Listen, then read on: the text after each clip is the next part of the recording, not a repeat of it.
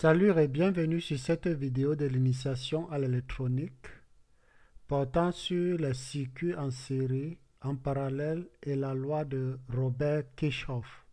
En réalité, les circuits ont souvent plusieurs sources de tension et résistance interconnectées de différentes manières.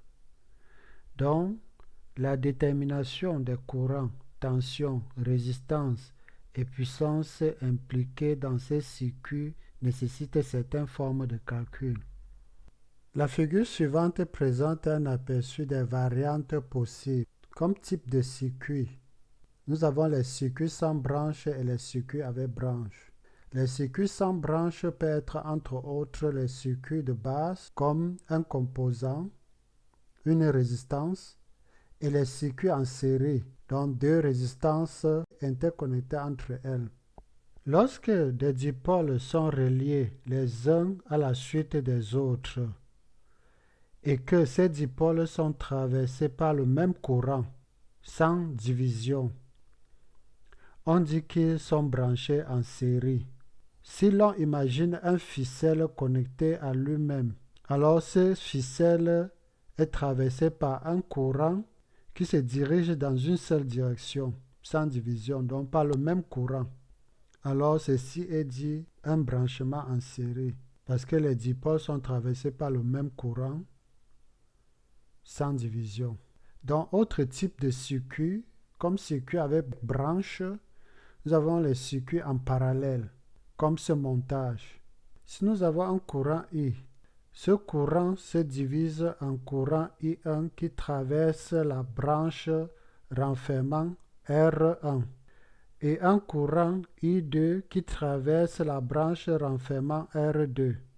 Le courant I1 et I2 ressortent par ce point en courant I. Donc on dit que les deux résistances sont en parallèle parce qu'ils sont traversés par des courants différents qui les divisent, qui sont divisés par leur point de connexion.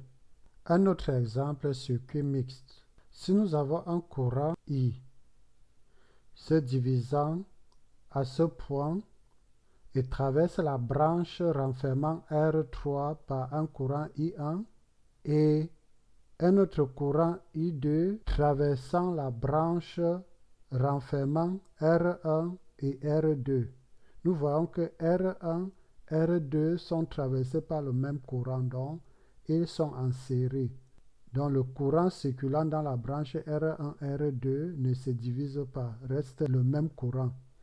Donc ces deux sont en série et en parallèle avec R3 parce que le courant les traversant se divise à leur connexion par I1 et I2.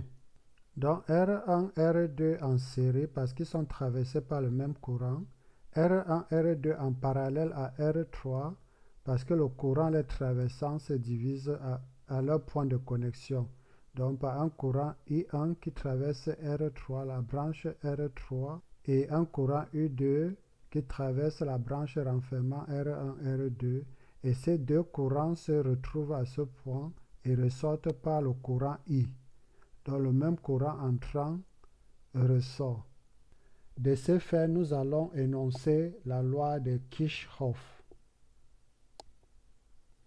Le physicien allemand Robert Kirchhoff connaissait ces circuits occupés et a découvert les deux lois fondamentales qui portent son nom.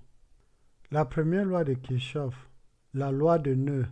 La loi de nœuds qui dit qu'à chaque nœud, la somme de courant entrant est égale à la somme de courant sortant. Si nous considérons ce nœud, le courant entrant dans ce nœud est égal au courant sortant. Donc, la somme de courant entrant est égale à la somme de courant sortant. Si nous considérons aussi, par exemple, ce nœud, la somme de courant qui entre est égale à la somme de courant qui sort. Autre chose pour ce nœud est, à chaque nœud, la somme de courant de tous les courants est nulle. C'est-à-dire que si nous additionnons, par exemple, I1, I2, I3 à I4, I5, alors la somme est égale à 0. C'est-à-dire, si un courant qui entre dans un nœud est positif, alors le courant sortant de ce nœud est négatif. De la même manière, si un courant entrant dans le nœud est négatif, alors le courant sortant est positif. C'est ainsi que la somme de ce courant est égale à 0. Parce que le courant entrant est égal au courant sortant. Alors, si les signes sont contraires, en additionnant, nous avons 0. Alors la somme de tous ces courants I1 plus I2 plus I3 plus I4 plus I5 est égale à 0.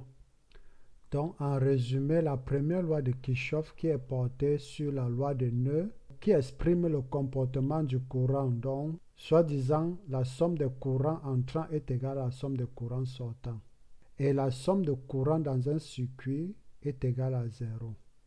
Je suis arrivé à la fin de cette vidéo et je vous remercie d'avoir vu cette vidéo. Alors si cette vidéo vous a plu, n'hésitez pas de vous abonner au canal ou alors d'apprécier cette vidéo. Merci et à la prochaine sur les autres